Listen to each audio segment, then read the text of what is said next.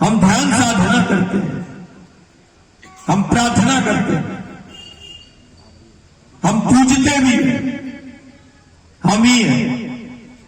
हमने शक्ति किसको बोला?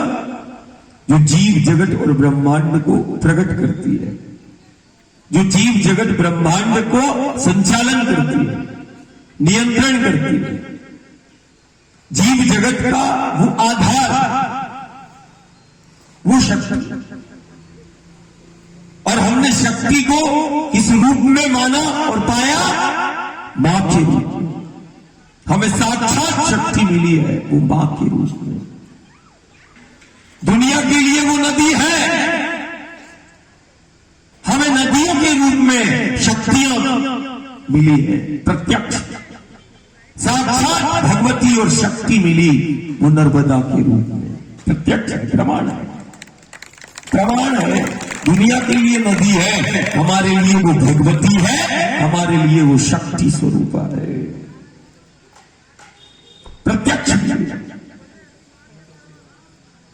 गंगा के रूप, यमुना के रूप, गोदावरी कावेरी के रूप में। और वो गांव और जिले की, चाहे वो वैन गंगा हो या वो जिले की छोटी सी नदी गांव की हो, जो हमारे गांव नगर को जीवन देती है, वो नदी के नहीं, वो हमारी शक्ति है, आधार शक्ति है, मूल शक्ति है।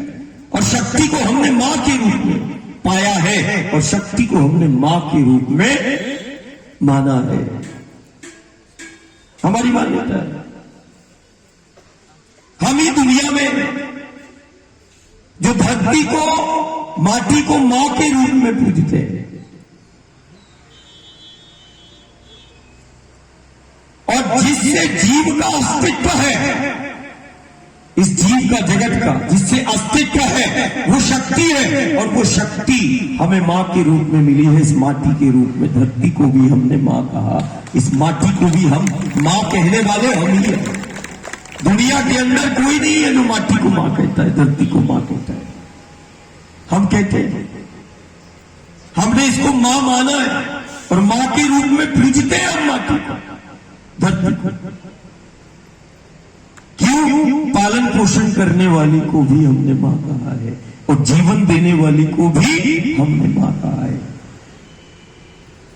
जीवन बनकर वो चली है और हमारे गांव नगर को जीवन दिया है। दुनिया के लिए वो नदियां हैं, हमारे लिए तो साक्षात वो शक्तियां हैं।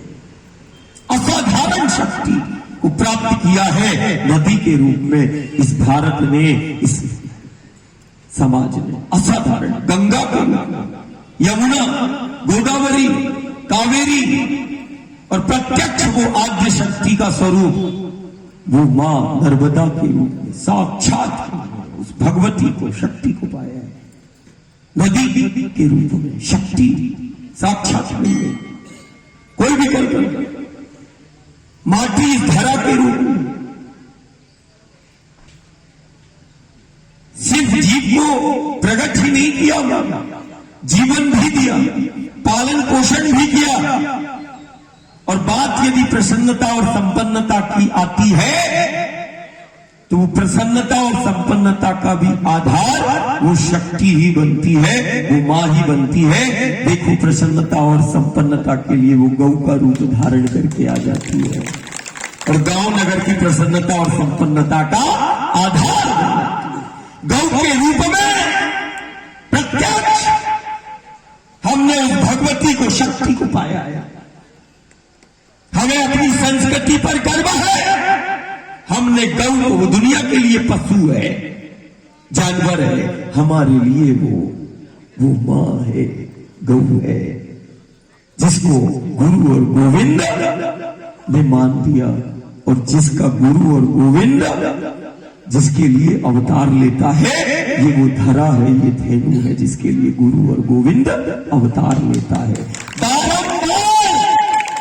बारंबार आता है, इसी माटी के लिए आता है, इसी माटी की महिमा और माटी के महत्व को बताता है।